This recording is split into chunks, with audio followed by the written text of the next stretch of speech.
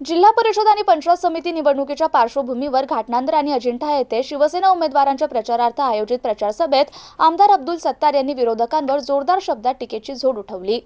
सभेला मार्गदर्शन करताना त्यांनी विरोधकांचे अपयश, फसवे राजकारण आणि जनतेशी केलेली बेईमानी उघडकीस आणली।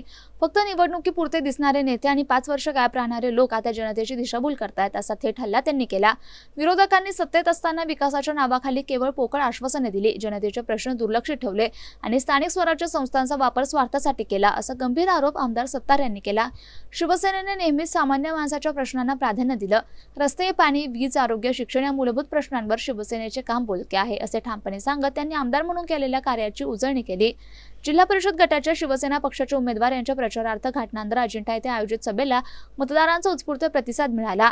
घाटनांदर आणि अजिंठा येथे झालेल्या रेकॉर्ड ब्रेक सभेने मी मनापासून भारावून गेलोय। या सभेला लाभलेली प्रचंड उपस्थिती म्हणजे मतदारांनी आमच्यावर दाखवलेला विश्वास आहे।